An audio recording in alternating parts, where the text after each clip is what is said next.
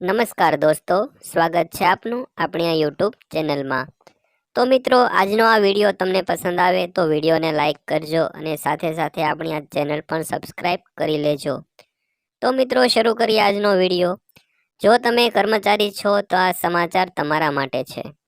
ખરેખર સરકારના તાજેતરના અપડેટ મુજબ તમને જણાવી દઈએ કે રાજ્ય સરકારના કર્મચારીઓને નવા વર્ષ પર ડબલ ગિફ્ટ મળશે।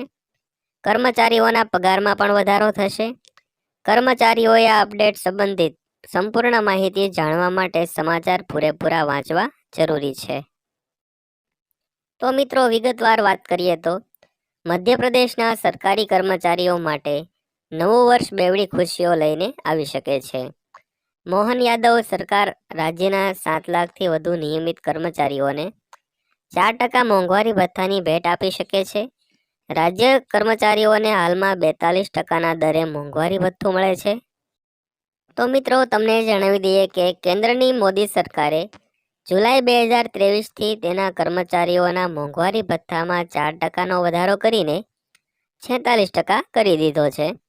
વિધાનસભાની ચૂંટણીમાં આચારસંહિતા લાગુ થવાને કારણે આ અંગે નિર્ણય લઈ શકાયો નથી।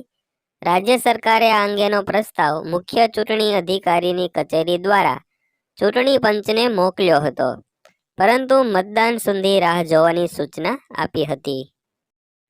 તો મિત્રો, સરકારે તેને 42%થી વધારીને 46% કરવા જઈ રહી છે।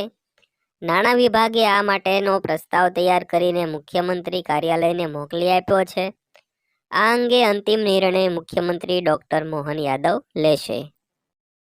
તો મિત્રો, આ મામલો ચૂંટણી સમયથી અટવાયેલો છે। સૂત્રોનું કહેવું છે કે નાણાં વિભાગે એક પ્રસ્તાવ બનાવીને અંતિમ નિર્ણય માટે મુખ્યમંત્રી કાર્યાલયને મોકલી આપ્યો છે।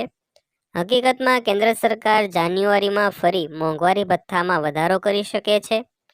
તમારી જાણકારી માટે તમને જણાવી દઈએ કે દર વર્ષે જાન્યુઆરી અને જુલાઈ મહિનામાં મોંઘવારી ભથ્થામાં વધારો કરવામાં આવે છે મિત્રો। તે જ સમયે નાણાં વિભાગે વર્ષ 2024-25ના બજેટમાં 56%ના દરે મોંઘવારી ભથ્થું આપવાની જોગવાઈ રાખવાની તૈયારી કરી છે।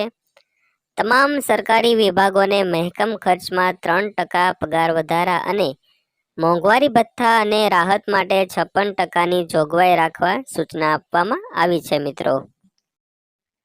આ ઉપરાંત કોન્ટ્રાક્ટ પરના કર્મચારીઓના મહેનતાણામાં 8% વધારાની જોગવાઈ કરવામાં આવશે। હકીકતમાં વિધાનસભા ચૂંટણી પહેલા શિવરાજ સરકારે કોન્ટ્રાક્ટ પરના કર્મચારીઓના પગાર અને ભથ્થામાં વધારો કર્યો હતો।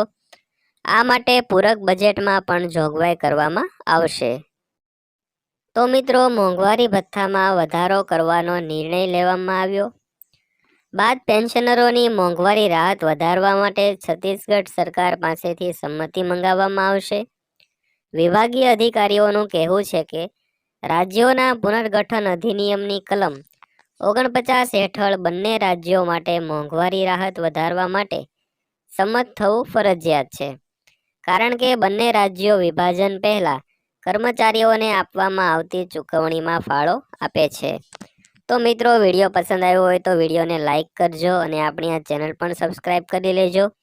તો ફરી મળીશું આવી જ એક નવી માહિતી સાથે। ત્યાં સુધી સૌને જય હિન્દ, વંદે માતરમ।